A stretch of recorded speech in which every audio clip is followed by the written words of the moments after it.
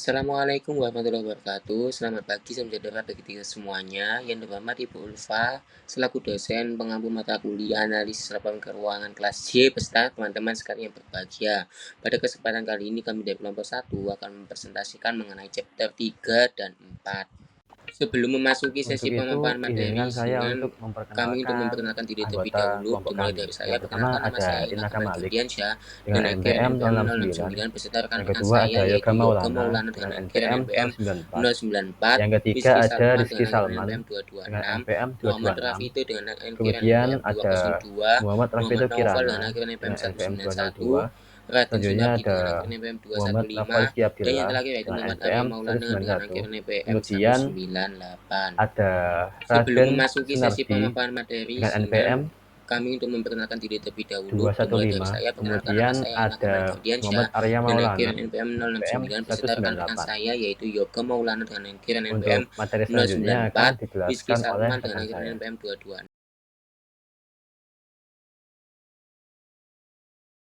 Contingency and commitment. Kita akan membahas kontingensi terlebih dahulu. Kontingensi ini dapat kita definisikan sebagai potensi keuntungan ataupun kerugian yang tergantung pada aktivitas perusahaan tersebut. Aktivitasnya ini dapat kita spesifikasikan sebagai aktivitas ekonomi. Jadi aktivitas ekonomi yang ada dalam perusahaan tersebut di masa yang akan datang. Dengan adanya hal tersebut, maka kontingensi ini akan berdampak pada perusahaan pada sisi negatif dan sisi positif. Sisi negatifnya, nantinya perusahaan akan mengalami kewajiban kontingensi. Lalu pada sisi positifnya, nanti perusahaan akan mengalami keuntungan. Jadi, perusahaan mengalami laba dalam periode tertentu. Pada posisi kerugian ini, nantinya dapat kita sebut pada sisi negatifnya, perusahaan akan mengalami kewajiban kontingensi yang dimana terdapat potensi klaim atas sumber daya perusahaan yang dikenal. Jadi pada kewajiban kontingensi ini biasanya terdapat kejadian litigasi, ancaman pengambil alihan aset tetap perusahaan, lalu kolektabilitas piutang, tidak dapat membayarkan piutang, dan klaim yang timbul atas jaminan atau cacat produk. Jadi nantinya terdapat retur penjualan yang dihasilkan dari perusahaan tersebut. Contingency liabilities, yang dimana di sini terdapat dua metode dalam menganalisisnya. Yang pertama yaitu kita tentukan atas reputasi perusahaan pada pengalaman sebelumnya ataupun ekspektasi di masa depan, yang dimana pada pengalaman sebelumnya ini dapat kita ajukan sebagai kewajiban pada sisi positif ataupun pada sisi negatifnya. Lalu untuk yang masa depan ini nantinya perusahaan dapat memproyeksikan terkait aktivitas ekonomi suatu negara apakah telah mengalami kenaikan ataupun penurunan mata uangnya. Jika mengalami kenaikan, maka nanti kita lihat lagi kurs mata uang dolarnya itu besar atau kecil, pengaruhnya seperti itu. Lalu dengan adanya kewajiban kontingensi ini nantinya terdapat catatan-catatan di dalamnya. Yang pertama terdapat risiko, dan yang kedua terdapat pihak-pihak yang ikut terlibat di dalamnya, yang dimana suatu perusahaan itu biasanya tidak berdiri sendirian, tetapi juga ada entitas pendukungnya seperti entitas induk ataupun entitas anaknya. Untuk yang kedua yaitu kita menganalisis catatan pengungkapan semua kerugian ataupun keuntungan yang tidak terduga, yang dimana menganalisisnya ini terjadi ketika belum adanya pencatatan dalam suatu perusahaan tersebut. Jadi kerugian ataupun keuntungannya ada dalam perusahaan belum dicatat dalam suatu laporan, sehingga kerugian ataupun keuntungan yang dihasilkan juga belum nampak pada suatu laporan tersebut. Untuk memastikannya, pada analisis laporan ini nantinya terdapat dua catatan, yang dimana terdapat CALK ataupun catatan atas laporan keuangan beserta laporan keuangannya, yang dimana nantinya dengan adanya dua laporan keuangan tersebut disimpulkan menjadi laporan opini audit. Jadi nantinya terdapat pendapat dari audit terkait dengan reputasi perusahaan tersebut pada periode tertentu. Komitmen, yang dimana komitmen ini dapat kita definisikan sebagai klaim potensial terhadap sumber daya yang dimiliki oleh suatu perusahaan karena kinerja masa depan berdasarkan kontrak. Dengan adanya kata-kata kontrak ini, maka nantinya terdapat perjanjian kontrak antara satu perusahaan dengan perusahaan lainnya mengenai pembelian ataupun penggunaan jasa, barang, yang dimana nantinya dalam kontrak ini biasanya itu terdapat kontrak jangka panjang maupun kontrak jangka pendek. Nah, atas dengan adanya diterbitkannya kontrak ini, maka nantinya terdapat penandatanganan oleh stakeholder yang berwenang di dalamnya. Dengan demikian, maka komitmen ini tidak dapat dijadikan sebagai pencatatan ataupun tidak dapat diakui dalam suatu laporan keuangan karena peristiwa seperti penandatangan kontrak pelaksanaan atau penerbitan pesanan ini belum selesai. Jadi perusahaan belum mendapatkan uang ataupun belum pasti, masih ambang-ambang antara tujuan dari adanya kontrak ini sudah tercapai ataupun belum, itu belum pasti, sehingga komitmen ini belum bisa dicatat dalam laporan keuangan dan diakui sebagai pendapatan ataupun kerugian di dalamnya. Baik, untuk yang berikutnya adalah terkait ekuitas pemegang saham. Nah, ekuitas ini mengacu kepada kegiatan pembiayaan suatu individu sebagai pemilik modal kepada perusahaan. Nah, individu yang dimaksud itu siapa sih?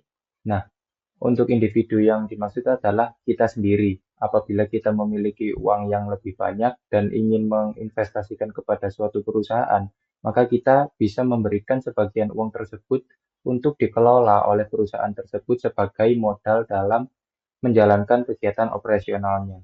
Nah, berikutnya adalah kita harus mempertimbangkan beberapa hal. Untuk yang pertama, seperti apa sih keuntungan yang diperoleh dari individu tersebut atau dari kita sendiri. Yang kedua adalah apa pertimbangan yang harus dipikirkan. Untuk pertanyaan yang pertama, keuntungannya adalah apabila perusahaan tersebut mengalami surplus ataupun laba yang banyak atau mendapat keuntungan secara periodik secara banyak, maka kita sebagai pemegang saham akan diberikan imbalan sesuai dengan porsi kita masing-masing. Nah, selain keuntungan, ada juga hal-hal yang perlu diperhatikan, seperti apabila perusahaan tersebut mengalami penurunan penjualan sehingga kas yang dihasilkan oleh perusahaan tersebut sedikit, maka uang yang kita terima sebagai imbalan itu juga ikut turun. Nah, untuk pertimbangan yang harus dipikirkan itu ada 3. Yang pertama, mengklasifikasikan di antara sumber utama pembiayaan ekuitas. Untuk yang kedua adalah memeriksa hak untuk kelas pemegang saham. Yang ketiga adalah mengevaluasi pembatasan hukum untuk distribusi ekuitas. Untuk yang pertama dan kedua, ini saling berkaitan. Apabila kita menginvestasikan uang kita, kita harus mengetahui kelas saham mana yang kita ambil. Ada saham biasa, ada saham preferen, dan juga ada saham yang memiliki suara atau hak suara yang lebih berbeda dari saham biasanya. Baik, untuk yang selanjutnya adalah modal saham. Ketika kita sebagai perusahaan, kita perlu untuk melaporkan terkait saham yang beredar di pasaran. Nah, pelaporan ini meliputi penjelasan perubahan jumlah saham. Akan tetapi kita sebagai investor itu juga penting untuk menganalisis terkait pelaporan yang sudah disediakan oleh perusahaan tersebut. Gunanya adalah untuk mengingatkan akan potensi peningkatan jumlah saham yang beredar. Nah, apakah saham itu cuma bisa meningkat? Tentu tidak, karena jumlah saham yang beredar itu juga bisa turun. Nah, untuk yang pertama, sumber peningkatan stok modal itu terjadi akan 2 hal. Yang pertama adalah ketika perusahaan tersebut menerbitkan saham baru. Yang kedua adalah penerbitan saham dalam akuisisi dan merger. Untuk yang berikutnya adalah sumber penurunan stok modal. Apabila ketika perusahaan tersebut menerbitkan saham baru, maka peningkatan telah terjadi. Nah, untuk yang penurunan itu ketika saham itu dipensiunkan oleh perusahaan tersebut, dan yang kedua adalah pembelian kembali saham oleh perusahaan itu sendiri, atau biasanya juga disebut sebagai saham treasury. Nah, berikutnya kita masuk ke dalam klasifikasi dari saham itu sendiri. Nah, saham itu sendiri terbagi menjadi beberapa bagian, beberapa jenis, akan tetapi di sini saya akan menjelaskan terkait 4 jenis saham yang umum diperjualbelikan di pasaran. Untuk yang pertama adalah saham biasa. Saham biasa adalah suatu surat berharga yang bisa dibeli oleh individu-individu atau masyarakat di luar sana apabila perusahaan tersebut telah melakukan IPO. Nah, untuk saham biasa ini memiliki hak untuk mendapat keuntungan apabila perusahaan tersebut juga mendapat keuntungan secara bersih. Untuk yang kedua adalah saham preferen. Saham preferen ini kurang lebih sama dengan saham yang biasa, akan tetapi memiliki hak-hak khusus seperti apabila keuntungan dari perusahaan tersebut sangat besar, maka pemilik saham preferen itu bisa mendapatkan keuntungan yang lebih besar daripada orang yang memegang saham biasa. Untuk yang berikutnya adalah saham dengan hak suara khusus. Ini apabila perusahaan tersebut menerbitkan saham ini, maka orang yang memiliki saham ini bisa memiliki hak suara yang lebih dari yang lain. Seperti apabila satu lembar saham itu memiliki 2 hak suara. Untuk yang keempat adalah saham partisipasi. Itu saham partisipasi ini kurang lebih sama dengan saham preferen untuk di poin yang kedua. Baik, berikutnya yaitu terkait akumulasi pendapatan kompresif lain. Nah, dalam pengakumulasian pendapatan kompresif lain, terdapat beberapa perubahan tertentu pada nilai yang tercatat pada aset maupun nilai yang tercatat pada liabilitas. Nah, nilai-nilai tersebut yang tercatat pada aset maupun liabilitas tidak dimasukkan sebagai bagian dari laba bersih. Sebaliknya, pendapatan tersebut dimasukkan secara terpisah sebagai bagian dari pendapatan komprehensif lain. Nah, berikut merupakan beberapa item yang termasuk dalam pendapatan komprehensif lain. Yang pertama, adanya keuntungan ataupun kerugian yang belum direalisasi dari efek yang diklasifikasikan dalam kelompok tersedia untuk dijual. Yang kedua, keuntungan maupun kerugian yang belum direalisasi atas derivatif yang memenuhi syarat penyesuaian akuntansi lindung nilai pensiun dan OPEB atau biasa disebut sebagai arus kas atas pasca kerja. Yang ketiga yaitu adanya penyesuaian terjemahan mata uang asing. Berikutnya yaitu nilai buku per saham. Nah, dalam persepsi nilai buku per saham terdapat dua pembahasan dalam materi ini. Yang pertama adanya perhitungan atas nilai buku per saham, dan yang kedua yaitu relevansi nilai buku per saham. Yang pertama yaitu terkait perhitungan nilai buku per saham. Nah, nilai buku per saham adalah jumlah per saham yang dimana dihasilkan dari likuiditas suatu perusahaan tertentu. Nah, jumlah yang didapatkan dari perusahaan tersebut akan dilaporkan pada laporan neraca. Nilai buku adalah terminologi konvensional yang mengacu pada nilai aset bersih, yaitu total aset dikurangi dengan klaim terhadap aset tersebut. Yang kedua yaitu terkait relevansi nilai buku per saham. Nah, dalam relevansi ini terdapat beberapa pengarsiran terhadap pembahasan terkait relevansi nilai buku per saham, di mana terdapat beberapa hal yang mencakup dari nilai relevansi buku per saham. Yang pertama adanya nilai buku dengan potensi penyesuaian sering digunakan dalam menilai persyaratan merger. Yang kedua yaitu terkait analisis perusahaan yang sebagian besar terdiri dari aset likuiditas, yang dimana likuiditas tersebut sangat bergantung pada nilai buku. Yang ketiga adanya analisis obligasi bermutu tinggi dan saham preference sangat mementingkan cakupan aset.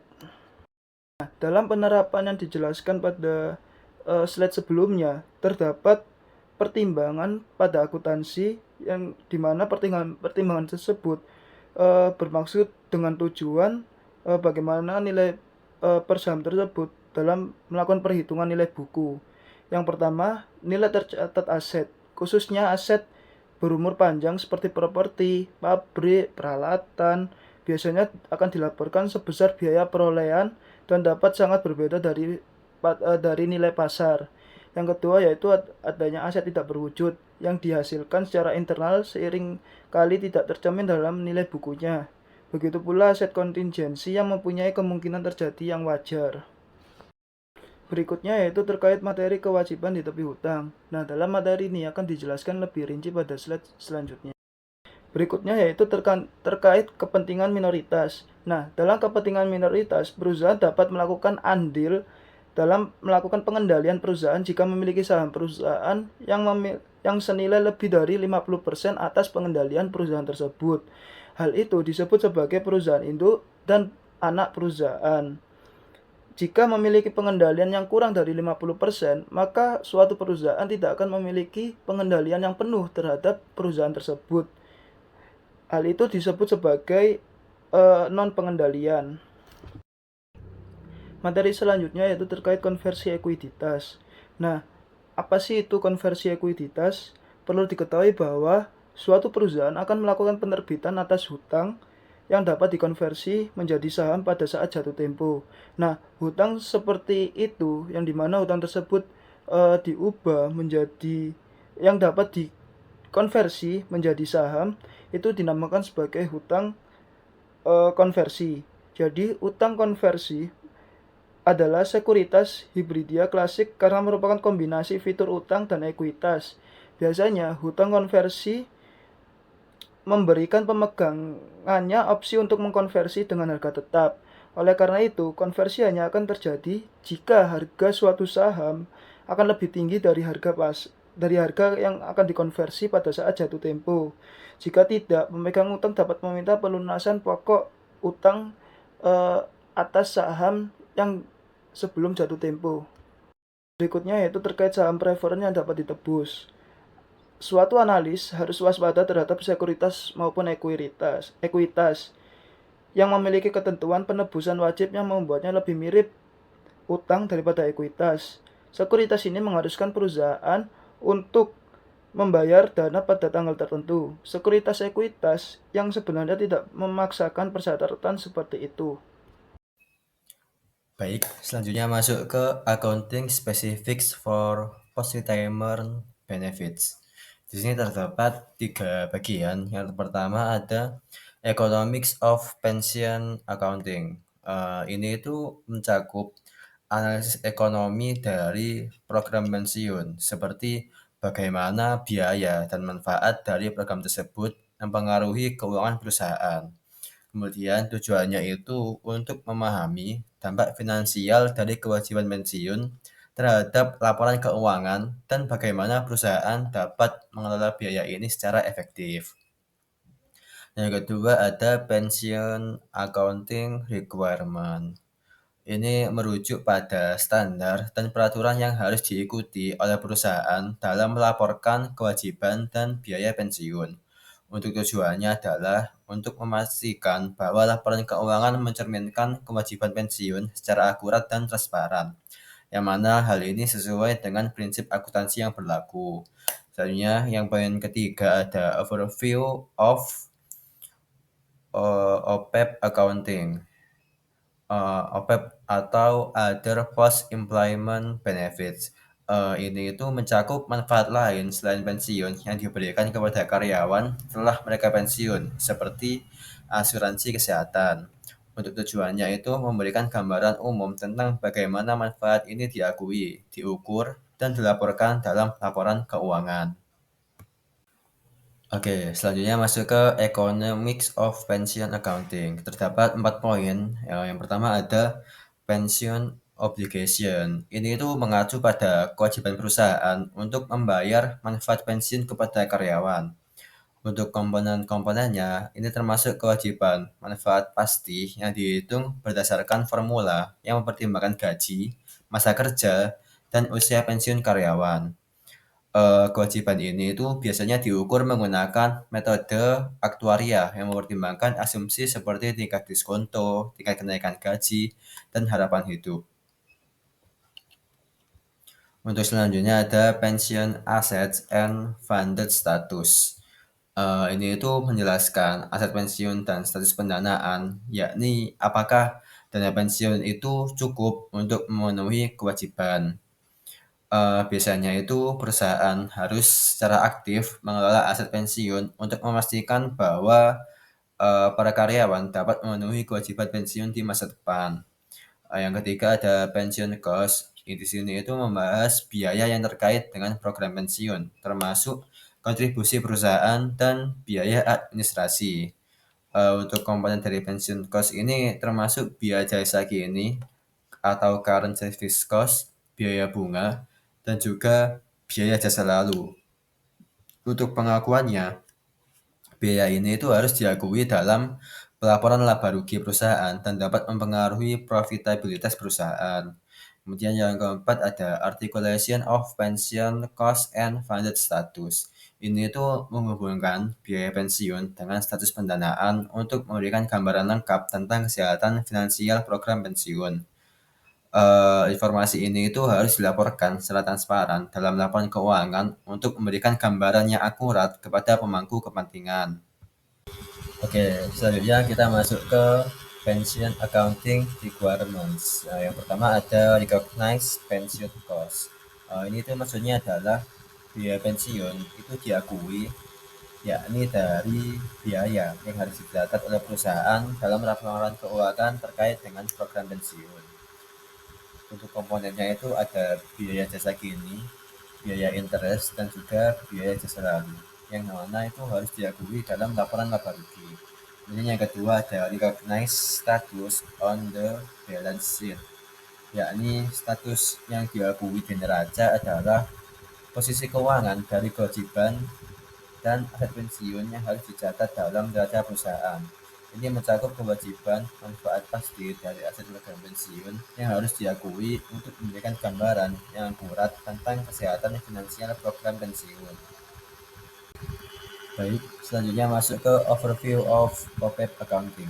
Yang pertama ada recognize status on the balance sheet. Yang mana ini itu statusnya itu diakui di neraca adalah posisi keuangan dari kewajiban dan aset OPEB atau Other Post Employment Benefits yang harus dicatat dalam neraca perusahaan. Untuk komponennya itu mencakup kewajiban manfaat pasti dan aset program OPEB yang harus diakui untuk memberikan gambaran yang akurat tentang kesehatan finansial program OPEB. Yang kedua ada recognize OPEB cost, yakni biaya yang diakui adalah biaya yang harus dicatat oleh perusahaan dalam laporan keuangan terkait dengan program OPEB. Untuk komponennya itu termasuk biaya jasa kini, biaya bunga interest, dan juga biaya jasa lalu. Kemudian yang ketiga ada articulation of balance sheet and net income. Ini itu menghubungkan status di neraca dengan pendapatan bersih, yang mana akan memberikan gambaran lengkap tentang dampak finansial dari program OPEB.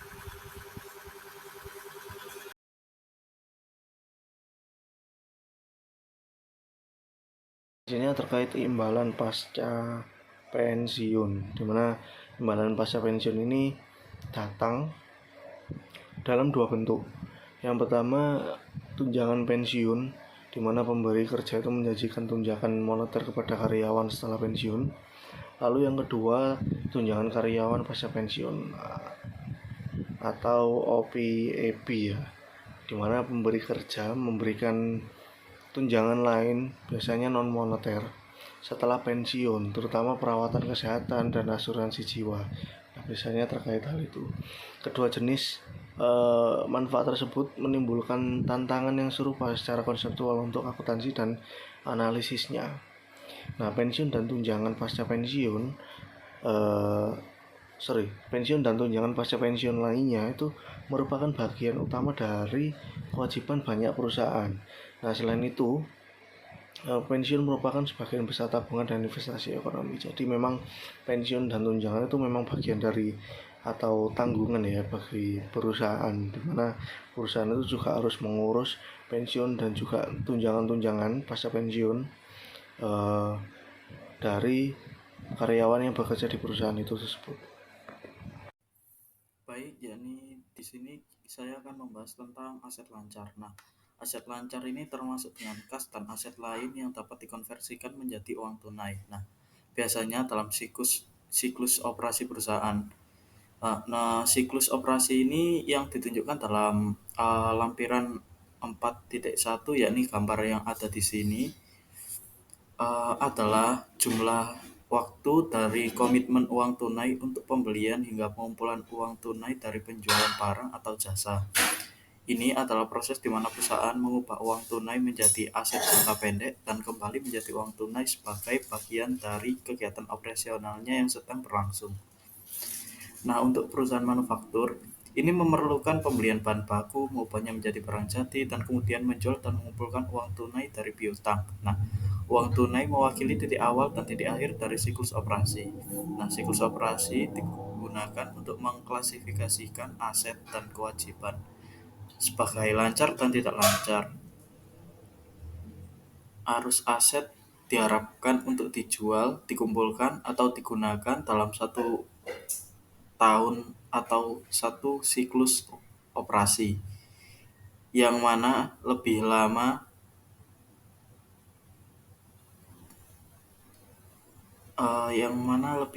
itu terdapat kas tarakas, piutang jangka pendek, sekuritas jangka pendek, persediaan, dan biaya prabayar. Next. Baik, selanjutnya kita masuk ke materi inventories atau persediaan. Terdapat 2 poin. Yang pertama ada inventory accounting and valuation. Yang kedua ada inventory cost flows. Untuk inventory accounting and valuation ini membahas terkait bagaimana persediaan ini dicatat dan juga dinilai dalam laporan keuangan. Ini akan mencakup terkait metode penilaian seperti FIFO atau first in first out, kemudian LIFO atau last in first out, dan juga metode rata-rata tertimbang. Kemudian yang kedua ada inventory cost flows, yang mana ini akan menjelaskan terkait aliran biaya persediaan dalam perusahaan. Ini mencakup bagaimana biaya persediaan dihitung dan dialokasikan, serta dampaknya terhadap laporan keuangan. Baik, kita masuk ke analyzing inventories. Terdapat 5 poin yang bisa kita analisa. Yang pertama ada inventory costing effects on profitability. Metode penentuan biaya persediaan seperti FIFO, first in first out, kemudian LIFO, hingga metode rata-rata tertimbang ini dapat mempengaruhi laba perusahaan. Misalnya dalam periode inflasi, metode LIFO akan menghasilkan biaya barang yang lebih tinggi dan laba yang lebih rendah dibandingkan dengan metode FIFO. Kemudian yang kedua ada inventory costing effects on the balance sheet. Metode penentuan biaya persediaan itu juga mempengaruhi nilai persediaan yang dilaporkan di neraca. Metode FIFO cenderung mencerminkan biaya yang lebih rendah untuk persediaan yang tersisa, sedangkan LIFO akan mencerminkan biaya yang lebih tinggi. Ini akan mempengaruhi rasio keuangan dan analisis likuiditas perusahaan. Kemudian yang ketiga ada other issues in inventory valuation. Terdapat berbagai masalah lain dalam penilaian persediaan, seperti penurunan nilai persediaan atau write-downs, penilaian persediaan yang usang, dan penyesuaian untuk persediaan yang rusak ataupun hilang. Semua masalah ini itu akan mempengaruhi laporan keuangan dan keputusan dari manajemen. Kemudian yang keempat ada inventory costing for manufacturing companies and the effect of production increase. Jadi untuk perusahaan manufaktur, biaya persediaan itu mencakup bahan baku, tenaga kerja langsung, dan overhead pabrik. Peningkatan produksi akan mengurangi biaya per unit karena distribusi overhead tetap, tetapi juga dapat meningkatkan risiko persediaan yang berlebih. Kemudian yang terakhir ada lower of cost or market. Jadi ini merupakan sebuah prinsip yang menyatakan bahwa Persediaan harus dinilai pada biaya terendah antara biaya perolehan dan nilai pasar saat ini. Jadi ini itu bertujuan untuk mencegah overstatement nilai persediaan dan memastikan laporan keuangan yang lebih konservatif.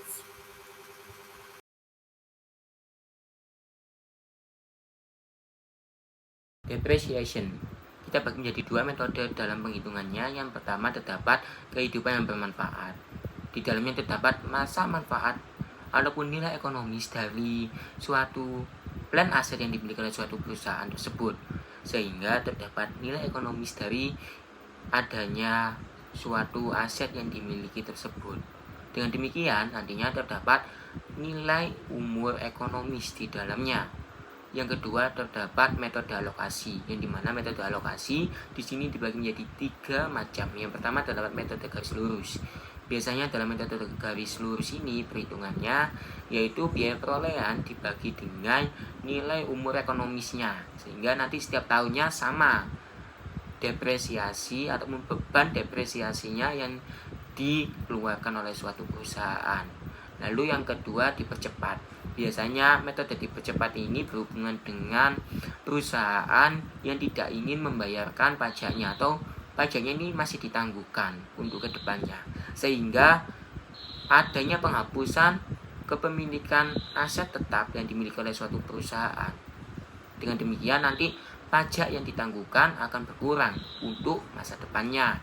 Yang terakhir yaitu metode spesial, yang dimana metode spesial ini merupakan terdapat manipulasi terkait dengan nilai umur ekonomis suatu aset tetap yang awalnya banyak lalu dikurangkan. Hal ini dikarenakan bahwasanya aset tetap ini digunakan secara terus-menerus sehingga masa manfaatnya itu cepat menurun dibandingkan dengan masa manfaat umumnya, sehingga terdapat adjustment terkait dengan hal tersebut. Selanjutnya ini mengenai depresi ya, atau deflation. Jadi deflasi ini itu adalah alokasi biaya sumber daya alam atau SDA berdasarkan laju ekstraksi atau produksi. Nah ini deflasi itu biasanya diidentikan dengan alam ya. Nah, makanya tertulis biaya sumber daya alam seperti itu. Misal tambang emas, tambang mineral, tambang nikel dan lain-lain itu kan mereka dari alam bahannya gitu. Nah perbedaan antara depresiasi atau penyusutan dan deflation adalah bahwa depresiasi itu biasanya merupakan alokasi biaya aset produktif dari waktu ke waktu, misal peralatan mesin. Nah itu biasanya menggunakan depresiasi, tapi berbeda ketika itu di deflasi. Di deflasi itu bukan lagi peralatan seperti mesin dan lain-lain, tapi alokasi biaya yang berdasarkan satuan dari eksploitasi sumber daya alam seperti batu bara, seperti yang aku sebutkan tadi, terus mineral, minyak, atau bahkan kayu seperti itu. Selanjutnya mengenai analyzing plan asset dan natural resource, di mana realitas bisnis ini menentukan banyak ketidakpastian ya, termasuk kesalahan estimasi di dalam akuntansi. Nah, analisis ini itu menuntut pengawasan terhadap biaya khusus tersebut. Aturan akuntansi untuk menurunkan nilai aset jangka panjang mengharuskan perusahaan untuk secara terus-menerus dan secara berkala untuk selalu meninjau peristiwa atau perubahan keadaan untuk memungkinkan penurunan nilai. Nah, di bawah aturan saat ini perusahaan ini menggunakan uji pemulihan untuk menentukan apakah ada penurunan nilai di dalam pencatatan mereka di dalam perusahaan mereka. Artinya perusahaan itu harus memperkirakan arus kas bersih yang benar-benar bersih ya, arus kas yang bersih di masa yang akan datang atau di masa depan yang diharapkan dari aset dan disposisi akhirnya seperti itu. Yaitu pendanaan pembiayaan yang tidak dicatat pada neraca adalah suatu pendanaan yang dikeluarkan oleh suatu perusahaan di mana pendanaan tersebut atas pembiayaan atas suatu transaksi tidak dicatat pada neraca. Nah, bentuk dari pendanaan pembiayaan yang tidak dicatat pada neraca di sini kelompok kami mengkategorikan ada 3. Yang pertama, anak perusahaan yang tidak dikonsolidasi, di mana suatu transaksi yang terjadi pada anak perusahaan yang tidak dikonsolidasi mengakibatkan pendanaan yang dikeluarkan atas biaya apa saja pada transaksi tersebut tidak dicatat pada neraca. Yang kedua, adanya entitas persetujuan khusus. Nah, pada bentuk yang kedua ini, suatu perusahaan melakukan adanya kerjasama antara entitas perusahaan dengan perusahaan lain, sehingga pendanaan atas pembiayaan yang terjadi pada transaksi tersebut tidak dicatat pada laporan neraca. Yang ketiga yaitu leasing operasi, di mana adanya leasing pada transaksi perusahaan di mana pendanaan atas leasing tersebut tidak dicatat pada neraca. Baik, untuk materi yang selanjutnya adalah terkait dengan aset tidak berwujud. Apa sih aset tidak berwujud itu? Untuk aset tidak berwujud adalah suatu hak istimewa dan manfaat kepemilikan atau kontrol atas sesuatu yang dimiliki oleh perusahaan terkait suatu hal yang tidak bisa kita lihat ataupun tidak bisa dimiliki secara fisik. Untuk 2 karakteristik umum dari aset tidak berwujud itu adanya ketidakpastian manfaat di masa depan dan kurangnya keberadaan fisik. Nah, aset tidak berwujud itu seringkali tidak dapat dipisahkan dari suatu perusahaan atau segmennya. Nah, selain itu, aset tidak berwujud itu memiliki periode manfaat yang tidak terbatas dan mengalami perubahan valuasi yang besar berdasarkan keadaan persaingan di pasar. Baik, untuk yang selanjutnya adalah akuntansi untuk aset tidak berwujud. Nah, untuk aset tidak berwujud itu sendiri memiliki treatment akuntansi yang cukup berbeda dari aset-aset yang lainnya. Untuk aset tidak berwujud dibagi menjadi 2, yaitu aset tidak berwujud yang dapat diidentifikasi dan juga yang tidak dapat diidentifikasi. Nah, untuk yang dapat diidentifikasi itu adalah suatu aset tidak berwujud yang diidentifikasi secara terpisah dan dihubungkan dengan hak istimewa tertentu yang memiliki periode manfaat yang terbatas.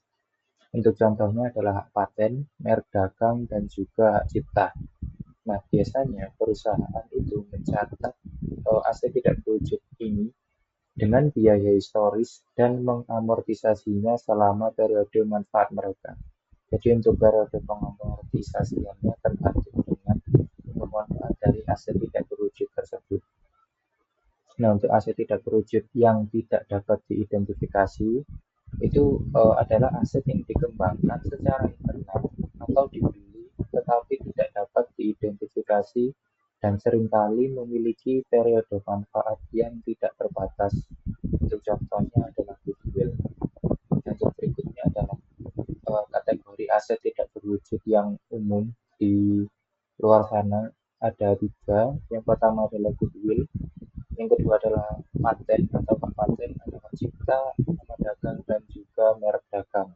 Dan yang terakhir adalah lisensi atas suatu desain khusus. Nah, berikutnya yaitu terkait apa saja atau jenis apa saja yang masuk ke dalam kategori aset tetap tidak berwujud. Nah, perlu diketahui bahwa terdapat suatu penjelasan dari penjelasan ini ataupun pernyataan ini yang dinyatakan oleh IFRS, yaitu di mana aset tetap tidak berwujud adalah suatu aset yang dimana fisiknya itu tidak ada, maksudnya adalah tidak ada bentuk fisik dari aset tetap ini. Nah, penjelasan dari IFRS ini dinamakan sebagai aset tetap tidak berwujud. Nah, jenis ataupun kategori apa saja yang masuk aset tetap tidak berwujud. Nah, di sini ada dari kelompok kami mengambil 4 contoh. Yang pertama yaitu paten adalah di mana suatu logo dari perusahaan ataupun merek dagang itu telah dipatenkan ataupun telah ada landasan hukumnya. Yang kedua yaitu merek ataupun nama dagang ataupun usaha. Yang ketiga adalah hak cipta dari merek tersebut. Yang keempat yaitu goodwill. Baik, yang pertama yakni terdapat manfaat pasca pensiun. Nah, pengusaha sering memberikan tunjangan kepada karyawan mereka setelah pensiun. Nah, manfaat pasca pensiun ini tentang dalam dua bentuk. Yang pertama yakni tunjangan pensiun, di mana pemberi kerja menjanjikan tunjangan moneter kepada karyawan setelah pensiun, dan manfaat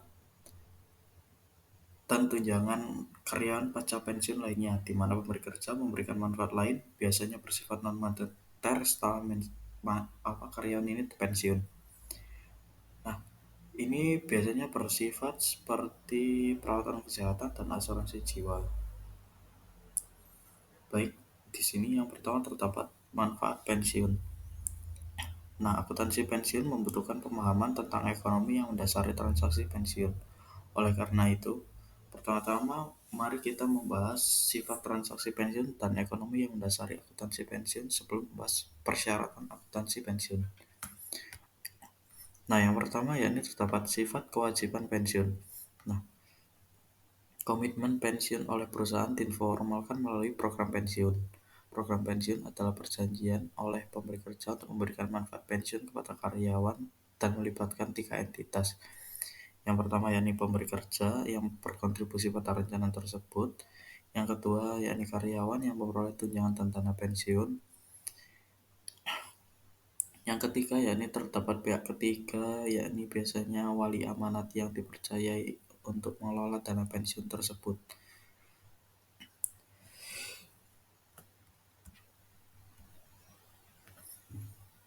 Selain mengelola dana pensiun ini, wali amanat juga biasanya bertugas untuk mencairkan tunjangan pensiun tersebut kepada karyawan. Nah, misalnya yakni terdapat ekonomi akuntansi pensiun. Tantangan dalam akuntansi untuk rencana manfaat pasti adalah bahwa perkiraan akuntansi kewajiban dan pengeluaran perlu dibuat untuk pembayaran tunai yang mungkin terjadi bertahun-tahun ke depan. Baik, selanjutnya ini terdapat persyaratan akuntansi pensiun. Nah, aturan akuntansi saat ini untuk manfaat pasca pensiun yakni terdapat pada ASC nomor 715 untuk US GAAP dan IAS 19 di bawah IFRS. Nah, ini sangat mirip untuk pensiun dan penerima manfaat lainnya untuk pasca pensiun. Misalnya, yakni terdapat status yang diakui di neraca. Akuntansi pensiun saat ini mengakui status yang didanai dari program pensiun pada neraca. Status yang didanai adalah selisih antara nilai pasar saat ini dari aset program pensiun dan kewajiban pensiun. Next. Baik, selanjutnya adalah biaya pensiun yang diakui. Nah, biaya pensiun yang diakui ini yang termasuk dalam laba bersih adalah versi yang dihaluskan dari biaya pensiun ekonomi aktual untuk periode yang terjadi tersebut. Nah, selanjutnya ini terdapat artikulasi neraca dan efek laporan laba rugi. Nah, karena semua perubahan status yang didanai yang diakui dalam neraca tidak termasuk dalam biaya pensiun yang diakui, neraca dan laporan laba rugi efek pensiun tidak akan diartikulasikan. Untuk mengartikulasikan dua efek ini, penangguhan bersih untuk periode tersebut yaitu jumlah yang ditangguhkan tanpa jumlah yang diharmonisasi termasuk dalam pendapatan komprehensif lainnya untuk periode tersebut. Sementara penundaan bersih akumulatif termasuk dalam akumulasi pendapatan yang dapat diakumulasi lainnya yang merupakan komponen ekuitas pemegang saham. Baik, selanjutnya yakni terdapat manfaat karyawan pasca pensiun lainnya. Nah, manfaat karyawan pasca pensiun lainnya adalah manfaat lain yang diberikan oleh pemberi kerja dan tanggungan yang ditunjuk. Konstituen utama dari ini adalah manfaat perawatan kesehatan. Selain itu, perusahaan menyediakan asuransi jiwa dan juga ada yang menyediakan bantuan perumahan. Selanjutnya, yakni terkait pelaporan pasca pensiun. Perusahaan tidak melaporkan status yang didanai dalam neraca atau biaya manfaat pasca kelelahan dalam laporan laba rugi. Namun aturan saat ini menetapkan pengungkapan ekstensif dalam catatan kaki, termasuk rincian tentang jumlah ekonomi yang dilaporkan terkait dengan status yang didanai dan biaya manfaat pasca pensiun, rincian tentang aktuaria sebagai asumsi dan informasi relevan lainnya. Baik, selanjutnya menganalisis manfaat pasca pensiun. Analisis pengungkapan manfaat pasca pensiun merupakan tugas penting baik karena besarnya kewajiban ini maupun karena kompleksitas akuntansi. Nah, terdapat prosedur 5 langkah untuk menganalisis manfaat pasca pensiun.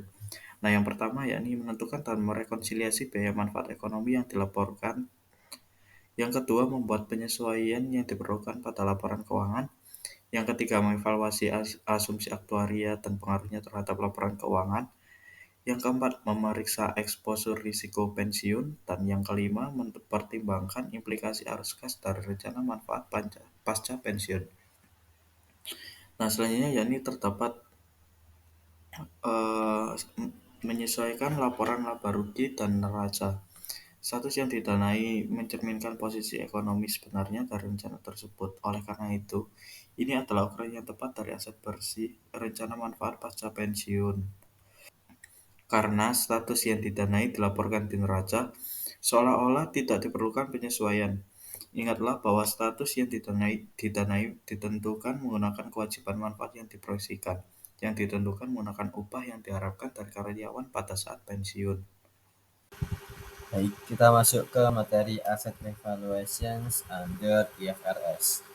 Jadi ini itu terdapat 5 poin, tetapi saya akan jelaskan 3 poin.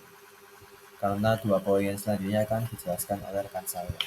Jadi yang pertama itu ada accounting treatment. Ini itu merupakan perlakuan akuntansi untuk evaluasi aset, yang mana ini itu mencakup bagaimana perusahaan harus mencatat perubahan nilai aset dalam laporan keuangan mereka. Tujuannya itu untuk memastikan bahwa nilai aset yang tercatat akan mencerminkan nilai pasar yang wajar. Kemudian yang kedua ada reversal of prior impairment. Ini itu pembalikan penurunan nilai sebelumnya terjadi ketika nilai aset yang sebelumnya diturunkan itu mengalami peningkatan kembali. Tujuannya untuk mengakui peningkatan nilai aset yang sebelumnya mengalami penurunan nilai, yang mana ini itu sesuai dengan standar akuntansi yang berlaku. Selanjutnya ada revaluation model. Ini itu model evaluasi yang mana metode yang digunakan untuk menilai kembali aset tetap pada nilai pasar yang wajar. Dan tujuannya untuk memastikan bahwa nilai aset tetap mencerminkan nilai pasar yang wajar yang dapat berubah seiring waktu berjalan. Baik, di sini terdapat revaluation disclosure. Nah, atau pengungkapan revaluasi. Nah, revaluasi aset mengalir baik melalui laba bersih maupun melalui penyesuaian langsung terhadap ekuitas, yaitu melalui laba komprehensif. Nah, perhatikan bahwa revaluasi yang mengalir melalui laba bersih adalah penurunan nilai atau pembalikan yang terjadi ketika revaluasi berada di bawah biaya historis aset yang terdepresiasi. Semua revaluasi yang menaikkan nilai aset di atas biaya historis yang terdepresiasi dilakukan melalui penyesuaian ekuitas langsung yang terjadi pada laba komprehensif.